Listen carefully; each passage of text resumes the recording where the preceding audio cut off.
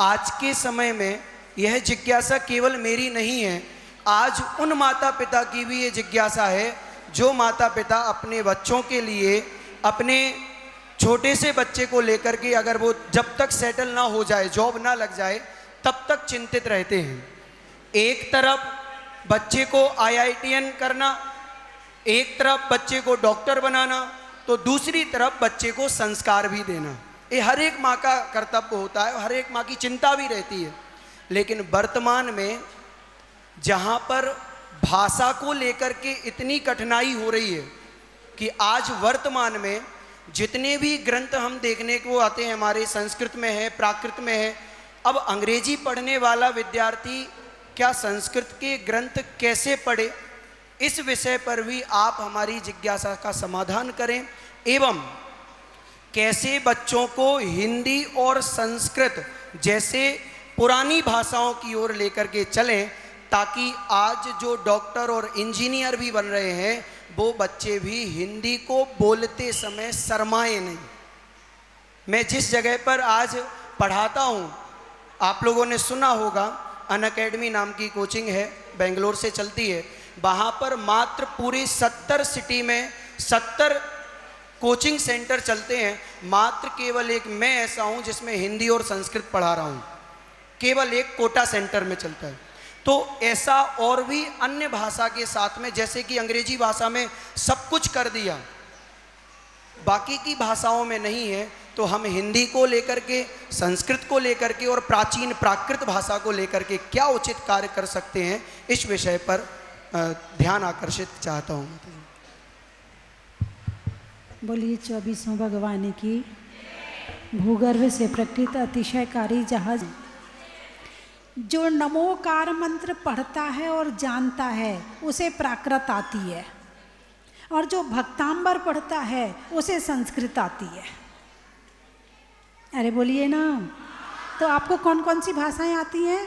प्राकृत, संस्कृत, हिंदी। तो 3 भाषा तो आती है ना। जब आपके दरवाजे पर जनसंख्या की गणना करने वाला आएगा और उसमें भाषा लिखा जाएगा कि आपको कितनी भाषा आती हैं, तो आप क्या लिखोगे? आप क्या लिखना है? हिंदी, प्राकृत और संस्कृत। कितनी भाषा लिखनी है? हिंदी, प्राकृत, पहले प्राकृत, फिर संस्कृत और फिर हिंदी लिखनी है। बोलिए हाँ या ना, भूल तो नहीं जाओगे? ठीक है। प्राकृत भाषा में हमारे शास्त्र लिखे गए हैं, जो मूल ग्रंथ हैं वो प्राकृत भाषा में लिखे गए हैं। संस्कृत का पहला ग्रंथ था तत्वार्थ सूत्र, इसके बाद फिर संस्कृत में लिखे गए, लेकिन सबसे पहले जो ग्रंथ लिखे गए वो प्राकृत में। और प्राकृत में सबसे पहले क्या लिखा गया? तो नमोकार मंत्र लिखा गया। जो हमारा मूल ग्रंथ है षटखंडागम, उसका मंगलाचरण है नमोकार। नमो अरिहंताणम। ना नहीं, ना नहीं, अणा अणा अणा अणा अणा अणा, नमो नमो। यदि आपने ना बोल दिया नमोकार, नमो अरिहंताणम, गलत हो गया। अब वो संस्कृत में हो सकता है, प्राकृत में नहीं हो सकता है। तो नमोकार, नमो अरिहंताणम, नमो सिद्धाणम, ये शुद्ध उच्चारण है मंत्र का। यदि इतने लोग बैठे हैं, इनमें से नमोकार मंत्र पढ़वाना शुरू करूं तो आधे लोग कहेंगे नमो अरिहंताणम। तो हर शब्द की अपनी शक्ति होती है, उस शक्ति को ग्रहण करना है तो जो शब्द जैसा है वैसा पढ़ना पड़ेगा, तब उसमें अतिशय होगा, है ना। तो आपको 3 भाषा तो कम से कम आती हैं। लिखना आती कि नहीं आती वो बात अलग है, पढ़ना तो आता है ना, हो गया काम। भक्तांबर तो आता है ना, हो गया काम। अब आपका बच्चा कितनी भाषा जानता है? आपने उसे भक्तांबर सिखाया? नहीं सिखाया। यदि सिखाया है तो उसे संस्कृत आती है, नमोकार मंत्र सिखाया है तो उसे प्राकृत आती है। और हिंदी सिखाई कि नहीं सिखाई? हिंदी की तो बड़ी इस समय हमारे घर में हमारी भाषा रो रही है। बच्चा स्कूल जाता है, टीचर कहती है इंग्लिश में बोलो, हिंदी में नहीं बोलना, इंग्लिश टॉकिंग। क्या कहती है? इंग्लिश टॉकिंग, इंग्लिश में बोलो, हिंदी में नहीं बोलना। घर आता है, दादी से इंग्लिश में बोले, दादी कहती हिंदी में बोल, मुझे नहीं आती तेरी संस्कृत। अब वो बेचारा बच्चा कंफ्यूज है, इंग्लिश बोलूं कि हिंदी बोलूं। इसलिए आजकल 40-50 वर्ष की महिलाओं ने भी इंग्लिश सीखना शुरू कर दी है, हिंदी छोड़ना शुरू कर दी है। जिनने बचपन से हिंदी बोली है आज वो इंग्लिश के चक्कर में, ये भी एक चक्कर है इंग्लिश। एप्पल लाओ एप्पल, एक अम्मा बोली एप्पल लाओ एप्पल, मुंह में दांत नहीं थे, एप्पल लाओ, चौके में बोल रही थी। उनकी बहू कहती स्पून लाओ स्पून। और अंग्रेजी बोल के अपने आप को इतना बड़ा समझती हैं जैसे बहुत तीर मार लिया हो, जैसे बहुत बड़ा धर्म कर लिया हो, इतना बड़ा समझती है अंग्रेजी बोल के अपने आप को। हर देश में अपनी भाषा का सम्मान है। जरा चाइना जाके अंग्रेजी बोल के दिखाओ, हिंदी बोल के दिखाओ। फ्रेंच, यहाँ से बहुत से बच्चे पढ़ने जाते हैं, फ्रांस पढ़ने जाते हैं, वहाँ भाषा फ्रेंच चलती है। वो बच्चे पहले यहाँ 6 महीना फ्रेंच सीखते हैं, फिर वो फ्रांस जाते हैं पढ़ने के लिए, क्योंकि वहाँ वो ना अंग्रेजी पढ़ने देते हैं, ना हिंदी पढ़ने देते, ना कोई भाषा पढ़ने देते। हमारे यहाँ की भाषा बोलनी पड़ेगी। जहाँ जिस देश में जाओ, हर देश एक ही बात बोलता है, हमारी भाषा बोलो। लेकिन एक हमारा हिंदुस्तान है जहाँ हिंदी नहीं बोली जाती है। पूरे वर्ल्ड में एक ही देश है जहाँ अपने भाषा का अपमान किया जाता है। हिंदी बोलने वाले को छोटा समझा जाता है और अंग्रेजी बोलने वाले को बड़ा समझा जाता है।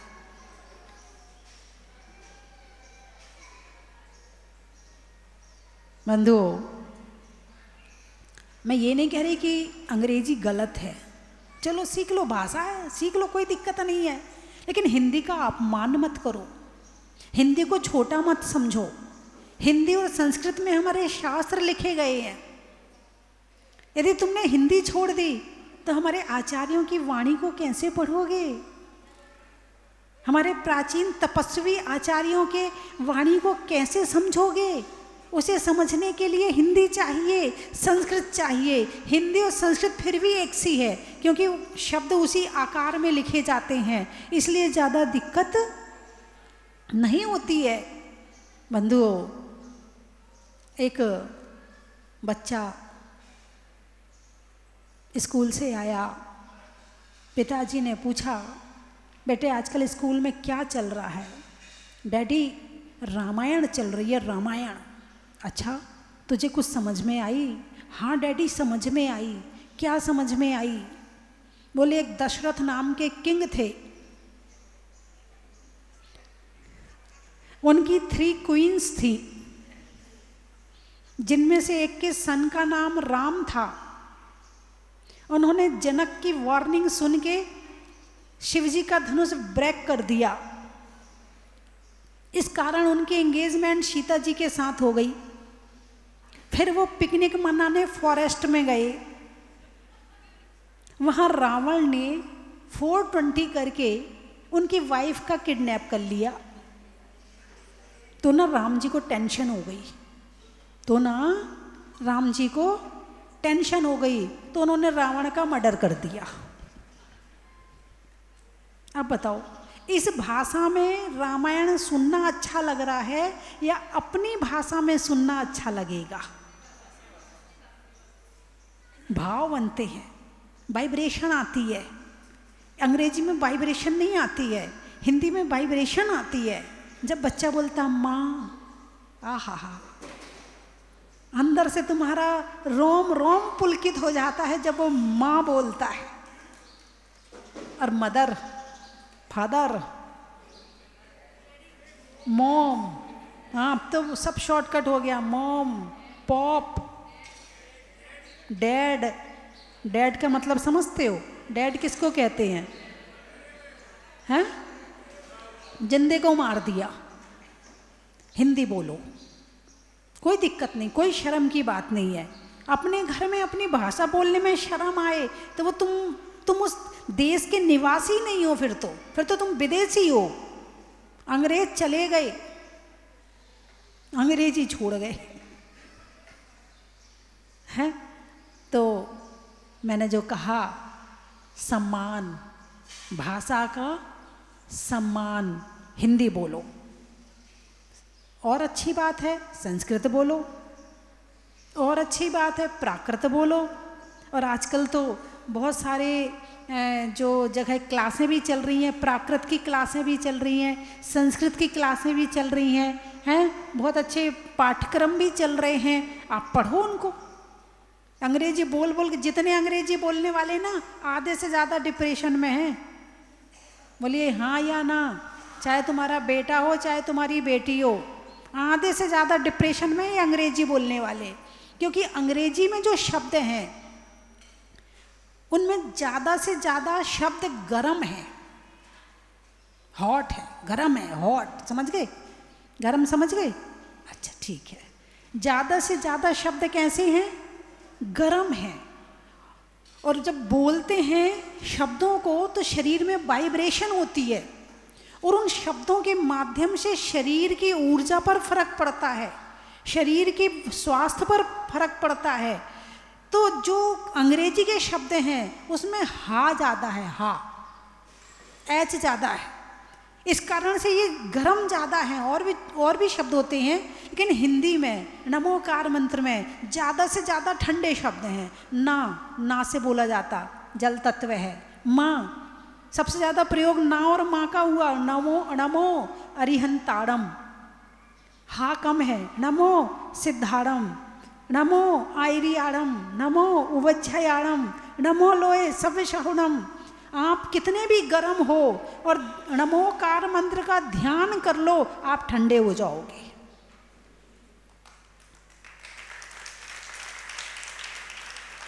ज़्यादा से ज़्यादा शब्द हमारे यहाँ ठंडे हैं। और कहते ना, कितना मसाला, कितनी मिर्ची, कितना नमक, कितनी धनिया सब्जी में होनी चाहिए, ऐसे ही शब्द होते हैं। शब्दों में गर्म भी होते हैं, ठंडे भी होते हैं, रुक्ष भी होते हैं, हल्के भी होते हैं, भारी भी होते हैं। अभी आपको सुबह सुबह योगा करवाया जाता ना, योगा में कहते ना हट हट हट करवा रहे ना। जब आपके यहाँ गाय आ जाए, बैठे भैया जी बैठे हैं, गाय आ जाए तो आप भगाओगे कैसे? तो क्या कहते हो? हट हट। अब ये अग्नि है, हा में अग्नि है, टा में अग्नि है। जैसे ही आप हट बोलते हो तो रात भर में जितनी ऊर्जा कम हो गई है वो नॉर्मल हो जाती है। वो क्या हो जाती है? नॉर्मल हो जाती है। मंत्रों में फट फट फट बोलने से वो ऊर्जा जो निकली, उससे जो यहाँ नेगेटिव वाइब्रेशन थी वो चली गई। लेकिन 24 घंटे हट और फट करते रहो तो तुम ही हट फट हो जाओगे। कितना प्रयोग करना है, हा का, फा का, टा का। ये हमारी हिंदी में बड़ा अच्छा बैलेंस है, इसमें तुम्हें करने की जरूरत नहीं है। हिंदी इस तरह से बनाई गई है कि वो अपने आप में बैलेंस है। लेकिन अंग्रेजी में ये बैलेंस नहीं है, क्योंकि शब्दों के जानकार, अक्षरों के जानकार भारत में हुए हैं। माँ की जगह भाषा तो है, जानकार नहीं है। जानकार तो हमारे ऋषि मुनि हुए हैं। ऋषि मुनि दुनिया में और कहीं नहीं मिलेंगे आपको। तो इसीलिए घर को ठंडा रखना है, घर में शांति रखना है, तो हिंदी बोलो। क्या बोलो?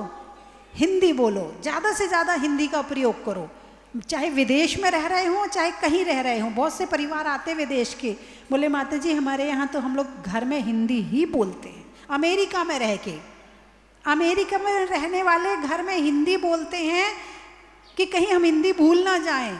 और हमारे हिंदुस्तान में रहने वाले अंग्रेजी बोलते हैं वो दूसरे की थाली का बड़ा बड़ा लगता है, दूसरे की चीज़ अच्छी लगती है, अपनी चीज़ अच्छी नहीं लगती है। तो चलिए अगला प्रश्न, हमारे भैया जी ने अच्छा प्रश्न किया, अपनी भाषा का सम्मान करें। 1 मिनट, हमारे सौधर्मेंद्र आ जाएं आज के सिद्ध चक्र विधान के। सौधर्मेंद्र, हाँ, आशीष जल्दी जी आ जाओ, और कमल जल्दी जी आ आ जाओ। जाइएगा। नए भी हैं इस क्षेत्र के बारे में। इस क्षेत्र के बारे में बहुत लोगों को पता नहीं है। आपको मूर्ति निकालने कहाँ से निकली, यहाँ तक कैसे पहुँची, मूर्ति कहाँ से निकली, आपको ये सपना कैसे आया, कैसे आपको दिमाग में आया, यहाँ तक कैसे पहुँची, आपने कैसे मंदिर बनवाया, सबको थोड़ी जानकारी इसके बारे में चाहिए। क्षेत्र के विकास के बारे में, अपने इतना बड़ा क्षेत्र कैसे, क्या दिमाग में आपको क्या उसका बात है, क्या बात है। सबने तालियां भी प्रश्न पे तालियां बजा दी, तो उत्तर पे कितनी तालियां बजेंगी।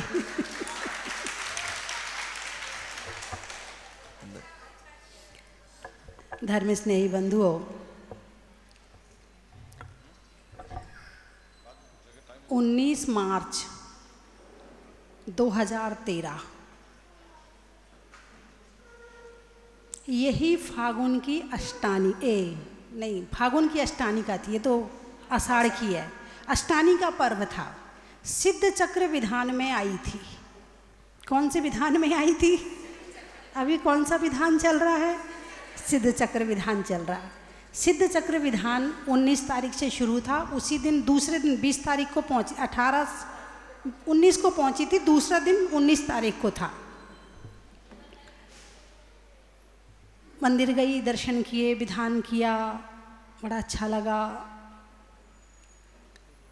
फिर सबने बहुत रोका, अष्टानिका के बाद रुको माता जी रुको, अच्छा चल होली कर लेते, होली कर ली, अब तो जाऊंगी। सबने खूब रोका, पहले कह दिया था, पता नहीं क्यों कैसे कहा, अभी यहाँ प्रतिमा निकलेंगी,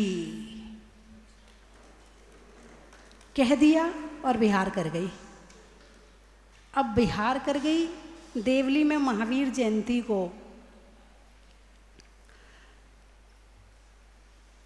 1 बजे सामयिक से उठी। 23 अप्रैल सन 13 तिथि, ताता का जोड़ देखिए, 23 अप्रैल सन 13 तिथि है। एक चीज और है, चैत का महीना।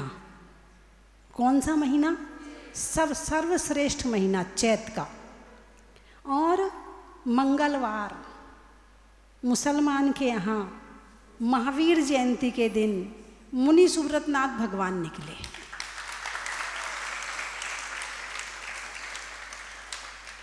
माँ और ता, कितनी चीजें हो गई? माँ और ता, किसको बुलाया? किसको बुलाया? माता जी को बुलाया। तो जब 1 बजे मैं सामयिक से उठी तो दीदी के पास फ़ोन पहुंचा कि जहाजपुर में प्रतिमाएं निकल रही हैं।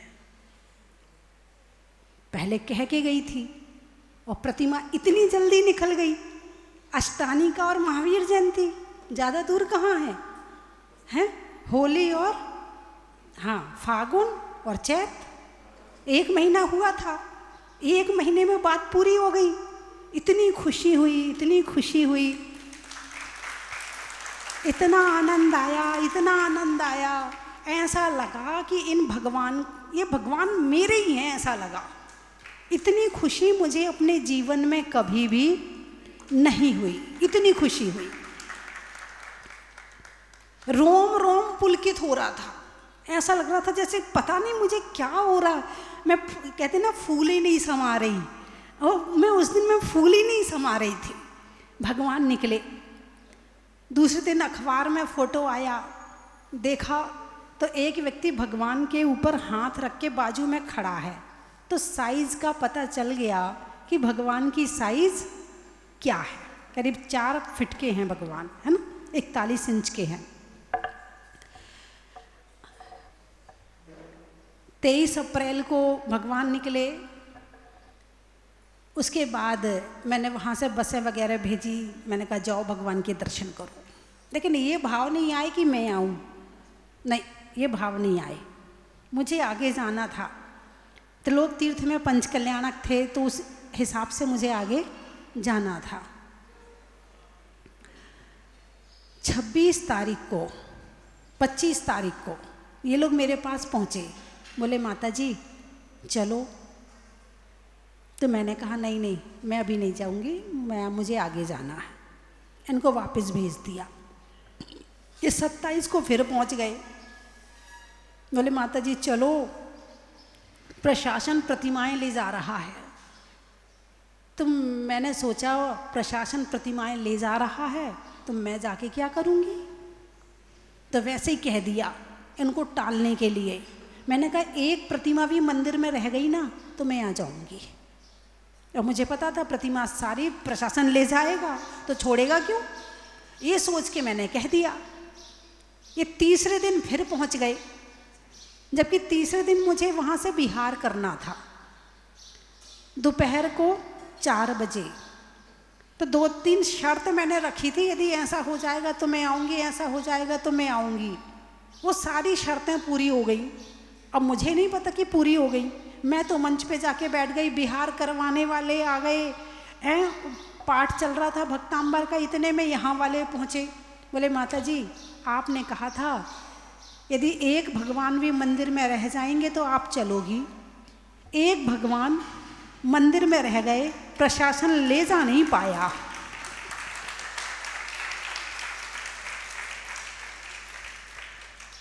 प्रशासन खूब प्रयास किया, प्रशासन ने खूब प्रयास किया, जगह जगह से मजदूर बुला के, लेकिन प्रशासन ले जा नहीं पाया। फिर आखिर प्रशासन ने वहीं चैनल लगाया और वहीं सील कर दिया।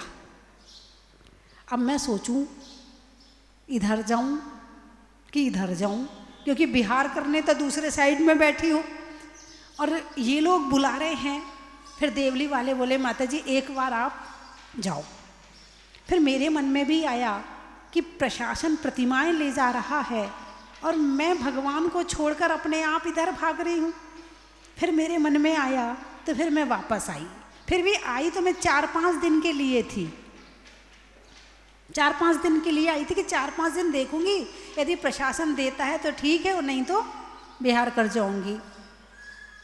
आई, कार्रवाई शुरू करवाई। जैसे ही मैं यहाँ आई तो कलेक्टर का मैसेज आ गया, माता जी आपके यहाँ मतलब जो भी संत आए उनसे कहा, जिनसे कहा जो संत आए उनसे कहना आप अनशन आदि मत करना, हम आपकी प्रतिमाएं जल्दी वापस कर देंगे।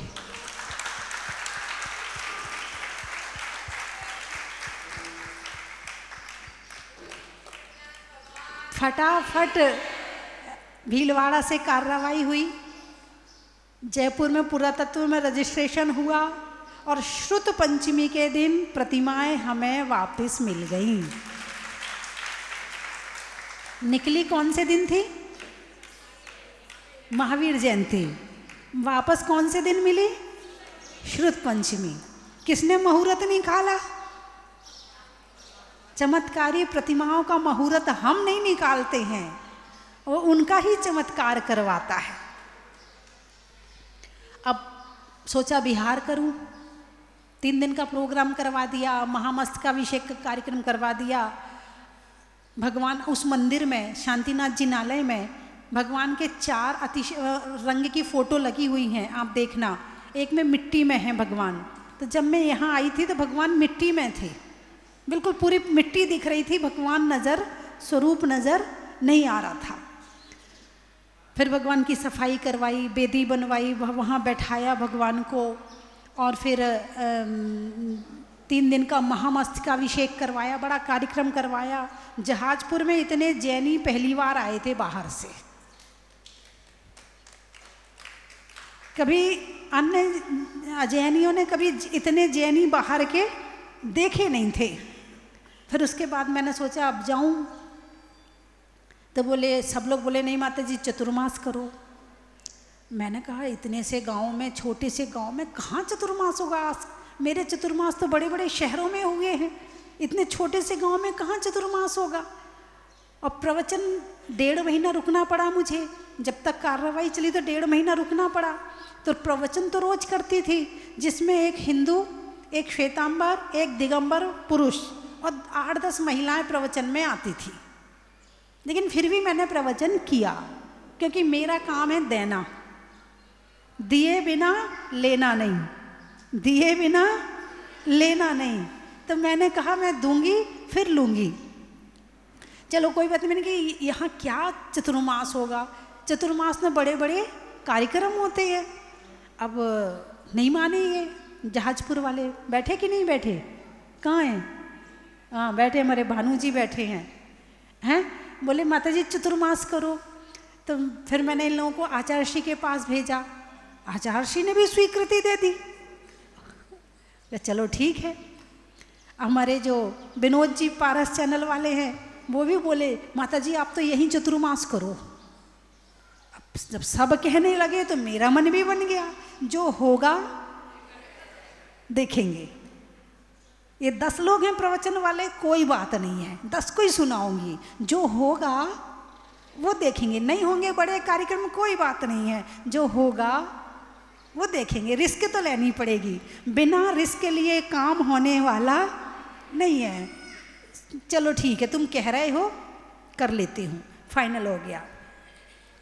मंगल कलश की चतुर्मास स्थापना में सभी जगह से लोग आए, जहाँ जहाँ चतुर्मास किए थे, जहाँ जहाँ मैं गई थी, तो प्रोग्राम में सभी बाहर वाले आए।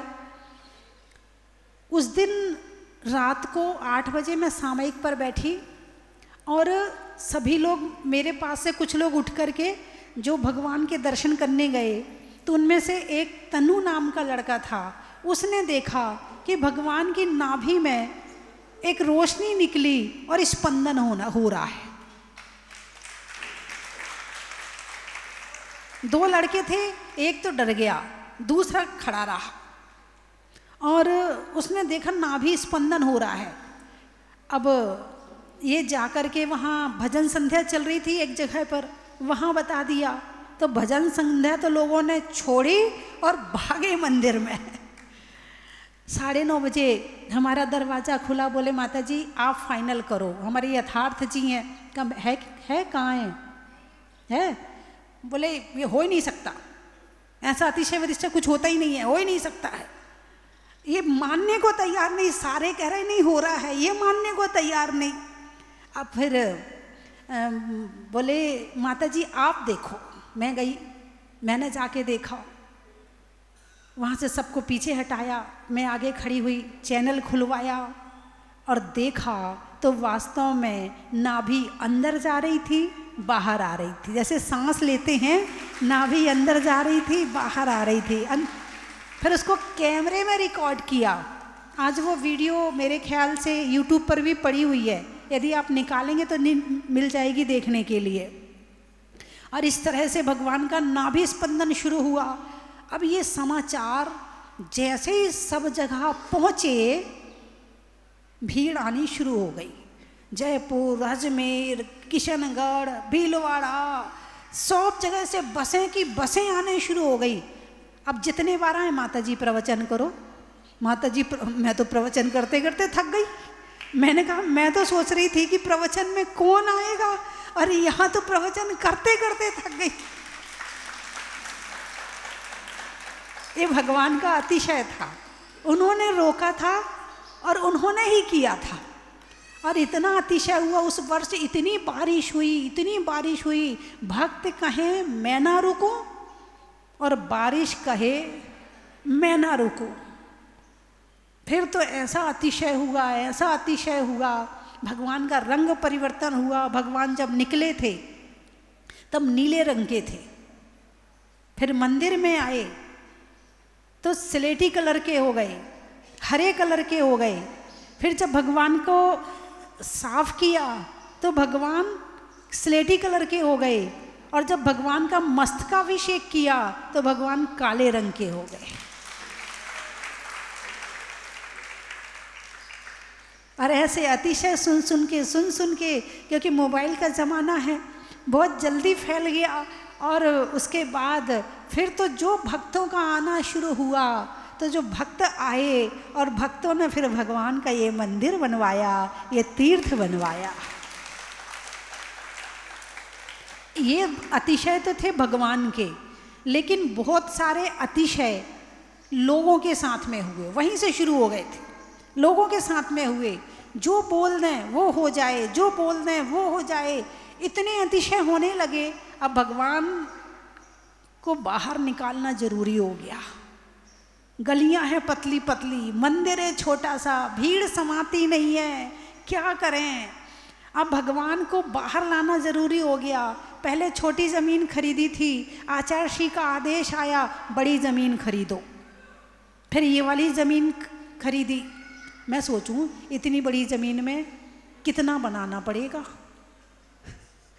हाँ, पहली बार तो यही विचार आया था कि इतनी बड़ी ज़मीन में कितना बनाना पड़ेगा, इतनी बड़ी ज़मीन की ज़रूरत कहाँ है, और छोटा सा मंदिर बनाओ और अपने चलो यहाँ से। मुझे तो बिहार करने की लग रही थी कि चलो यहाँ से। तो मेरे जितने पुराने भक्त थे, वो जो भक्तों के द्वारा राशि आ सकती थी, तो मैंने सोचा भाई इतना बहुत हो जाएगा। लेकिन अब फिर भी कोई बात नहीं, चलो ज़मीन खरीद ली है तो बनाएंगे। अब जैसे ही भगवान यहाँ आए, भक्तों की संख्या और बढ़ गई। आज कौन सी जुलाई है? 6 जुलाई। 26 जुलाई की बात बताऊं आपको, भगवान यहाँ 18 जून को आए थे। कब आए थे? 18 जून को। जून समझते हो ना, तीव्र गर्मी, लू वाला मौसम। मतलब जब हम भगवान यहाँ आए थे तो एक कमरा था भगवान के लिए, 2 कमरे थे, एक में सामान आदि रखते थे, एक में चौका लगता था। अब मैं कहाँ रहूं? तो एक सीमेंट की गोदाम थी। सीमेंट के गोदाम में एक तरफ सीमेंट रहती थी। 6 महीना सीमेंट के गोदाम में रही हूं। आप यहाँ आए हैं, यहाँ जगह ना मिले और आपसे कहा जाए ये सीमेंट की गोदाम में थोड़ी सी जगह है, आप यहाँ रुक जाओ, रुकोगे? चलो बिना एसी कमरा ले लो, वो भी नहीं चलेगा। मैं यहाँ 6 महीने सीमेंट की गोदाम में रही। दिन भर बरामदे में बैठी रहती थी और रात को कमरे में जाके सो जाती थी। पूरा दिन बरामदे में काटती थी और शुरू के 7 दिन तो बाहर सोई हूँ बरामदे में। रात को लू चलती थी, नींद नहीं आती थी। और यहाँ पर इतना सा था, चारों तरफ खुला, चारों तरफ जंगल, ना बाउंड्री वॉल, ना कुछ नहीं। फिर हमारे सुरक्षा के लिए हमारे गांव वाले 5-5 लड़के, 8-8 लड़के, 10-10 लड़के रोज यहाँ आकर के सोते थे। रोज यहाँ आकर के सोते थे। फिर धीरे धीरे करके बाउंड्री वॉल बनवाई है ना, और कमरे बनवाए। फिर उन कमरों में एसी आदि लगवा दिया। धीरे धीरे धीरे करके फिर और भीड़ आने लगी तो टीन सेट के कमरे बनवा दिए। फिर और भीड़ आने लगी तो और बिल्डिंग बनवा दी। फिर और भीड़ आई तो और बनवा दी, और आई तो और बनवा दी। अब जितना बनाया वो भी कम पड़ रहा है। अब करीब मेरे ख्याल से 150 कमरे हैं और 15 हॉल हैं, 20 हॉल हैं। अब वो भी कम पड़ जाते हैं, अभी और बनवाना पड़ेगा। ये है भगवान का अतिशय और ये है भगवान का चमत्कार।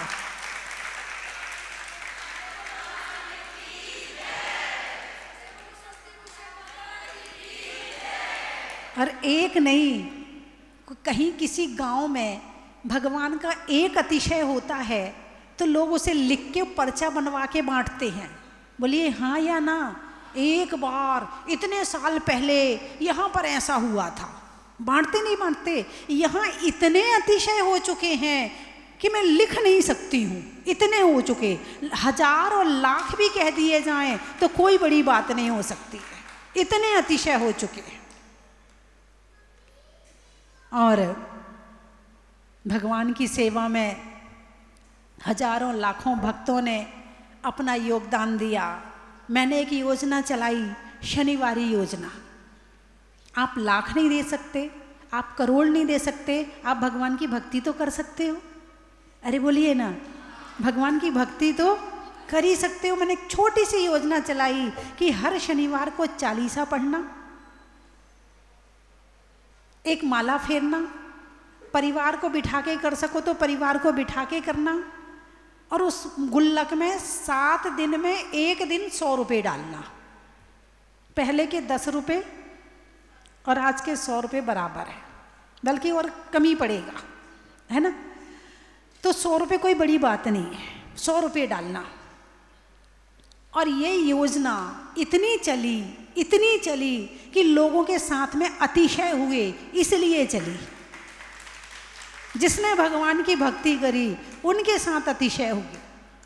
कई बहन जी तो लेके जाती थी और किसी को कुछ होता था, बोले ऐसा कर तू भी ये वाला काम शुरू कर दे। उनके साथ हुआ, उनने 4 को जोड़ दिया, उनके साथ हुआ, उनने 4 को जोड़ दिया, और ना जाने कितने भक्तों का इसमें जुड़ाव हुआ कि पूरा छोटे छोटे भक्तों से बड़ा मंदिर बन गया। अरे ऐसा नहीं कि बड़े भक्त नहीं जुड़े हैं, बहुत सारे भक्त ऐसे थे बड़े बड़े। माता जी आप तो ये बताओ कि चेक बुक में लिखना कितना है, ऐसे ऐसे भक्त भी थे। तभी ये मंदिर 5 साल में पूरा क्षेत्र बन गया, जमीन खरीदने से लेके और पंच कल्याणक होने तक 5 साल में पूरा बन गया।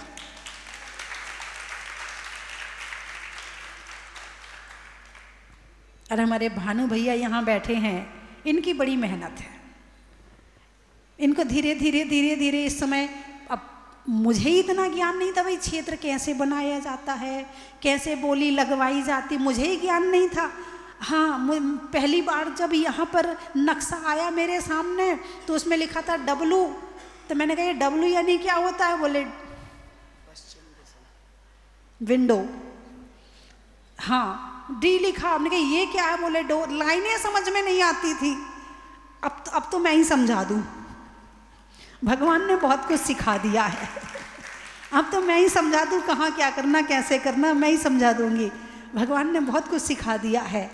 तो ऐसे समय में मतलब ना हमें आता था ना गांव वालों को कुछ आता था, दोनों ही नहीं। लेकिन भगवान के सामने बैठो, भगवान सब बता देते थे, ये ऐसे कर ले, ऐसे कर लो, ऐसे कर लो, ऐसे कर लो, वैसा वैसा करती चली गई और भगवान का विशाल मंदिर बन गया। इसमें फिर कमेटी भी बनाई, पूरे देश से लोग जोड़े। अब पूरे देश वाले तो रोज़ नहीं आ सकते ना, जहाजपुर वाले तो रोज़ आते हैं। आप देखो यहाँ जो मार्जन होता है, मार्जन करने में भी कितने लोग रहते, वो यहाँ वालों को सिखा रखा है ना। इसी तरह से महिला मंडल है यहाँ का, महिला मंडल भी समय समय पे कार्यक्रम आदि, समाज तो छोटी सी है लेकिन इनका बड़ा सौभाग्य है कि यहाँ पे भगवान निकले। ये तो शिवचक्र विधान हो रहा, ऐसे विधान, इतने विधान कहाँ होने वाले थे। और भानु भैया ने जो अपना माइक संभाला तो भगवान ने इन्हें कुबेर बना दिया, उपाधि दिलवा दी कुबेर की इनको, हैं। तो बंधुओं, भगवान के छोटे और बड़े। भानु भैया कौन है भाई? खड़े होके दिखाओ जरा। ये हैं। और हमारे यथार्थ पाटनी ने प्रचार प्रसार विभाग संभाला तो भगवान आप तक पहुंच जाते हैं, मोबाइल में देखने मिल जाते। ये हैं भानु जी, हैं। हाँ, और ये हमारे नीरज जी हैं जो सैनिक के रूप में काम करते हैं। हमारा कौन सा काम? सैनिक जानते ना, चाहिए कि नहीं चाहिए? सैनिक भी तो चाहिए, तो ये हमारे यहाँ के सैनिक हैं। तो इस तरह से यहाँ बहुत सारी पूरी कमेटी है, गांव के बहुत सारे लोग हैं, बाहर के लोग हैं। हमारे विनोद जी जैन हैं और जौहरी लाल जी जैन, उनको भी नहीं भूल सकती। जिस समय यहाँ पर बिल्कुल कम काम चल रहा था और जब हरिद्वार से जब वो आए और उन्होंने भोजनशाला अपनी तरफ से पूरी बनवाई, पूरी भोजनशाला, मतलब भोजनशाला मेरी तरफ से बनेगी, और भी बहुत सारे काम करवाए। और सबसे बड़ी बात है कि जब यहाँ पर मैंने कमेटी बनाई तो सबसे पहला फ़ोन जौहरी लाल जी को करवाया था और ये कहलवाया था कि आपको अध्यक्ष बनना है। आज भी वही अध्यक्ष है, अध्यक्ष आज भी वही, भले अभी यहाँ पर नहीं है लेकिन अध्यक्ष वही आज यहाँ पर है। उन्होंने बड़े कमांड संभाली और बहुत अच्छे से यहाँ पर सारे काम करवाए। तो बंधुओं, एक बार उन सब के लिए तालियां बजाइए जिन्होंने यहाँ मेहनत करी है। 2014 को जब आप भगवान को यहाँ लेकर आए, माता जी ने बहुत कुछ बताया, लेकिन वास्तव में जो चीज़ बतानी थी, क्योंकि बड़े बड़ाई ना करें, बड़े न बोले बोल, और रईमन हीरा कब कहे लाख हमारो मोल। जो माता जी ने नहीं बताया, जो बतानी थी, वो मैं आपको बताता हूँ। हम लोग कोटा से कुछ लोग उस दिन आए थे। हमको भगवान की प्रतिमा को यहाँ लाना था। कहाँ लाना था? जहाँ पे आप अभी बैठे हैं, स्वस्तिधाम अतिशय क्षेत्र में। मैं माता जी के पास गया। मैंने कहा, माता जी भगवान नहीं उठ रहे हमसे, हम क्या करें? माता जी सामने वाले घर में विराजमान थे। मैंने कहा, भगवान हिल भी नहीं रहे माता जी, हम क्या करें? माता जी ने 5 सेकंड का समय लिया। बोला, तू जा। अब ये तो मैं समझा नहीं कि तू जा। फिर माता जी माला फेरने लग गई, तू जा, ठीक है। यकीन मानिए बंधुओं, केवल 5 लोगों ने इतनी विशाल प्रतिमा को फिर से उसी वक्त उठा लिया और टेम्पो ट्रक में विराजमान कर दिया। अब अपराजिता माता को उठाना था, उनको ले जाना था, तो वो भी 3-4 आदमी लगते हैं। उनको भी मेरे से भी छोटे कद के एक भैया हैं, उन्होंने उठा लिया और ट्रक में विराजमान कर दिया। ये शक्ति है। ये पहला प्रमाण। दूसरा प्रमाण, हम लोग तो ट्रक के साथ साथ आ गए। भगवान को, जो मंदिर अभी निर्माणाधीन है शांतिनाथ भगवान का, वहाँ आप देखेंगे तो एक वेदी बनी हुई है। वो वही वेदी है जिसमें भगवान सर्वप्रथम विराजमान हुए। अब हम लोगों ने सोचा, क्योंकि देखो, मैं तो, माता जी ने कहा ना, मैंने नहीं माना कि अतिशय होते हैं, मान लिया। अब उस दिन हमने सोचा कि चलो कोई बात नहीं, एक काम करते हैं, हम सब आ ही गए हैं, 20-25 लड़के हैं, और ये नीरज भी था हमारे साथ में, नीरज भाई भी थे हमारे साथ में। तो हमने ईंट लगाई, सीमेंट के कट्टे लगाए और 2 लोहे की इंक्लाइन प्लेन बना दिया, पट्टी लगा दी। हमने ये सोचा भगवान को धीरे धीरे धीरे सरका के ऊपर वेदी पे विराजमान करेंगे।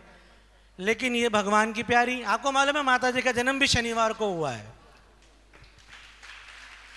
और कई लोग माता जी को धवल मुनि सुव्रतनाथ भी कहते हैं। ये लोगों की आस्था श्रद्धा है।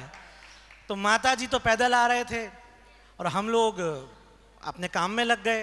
अब जैसे ही हम लोग अपने काम में लगे, भगवान को हम नहीं हिला पाए। थोड़ा सा तो देखो, प्रैक्टिकली भी थोड़ा बहुत तो हमने ऊपर किया, भगवान की प्रतिमा को कोशिश करी, पर हम वहाँ अटक गए।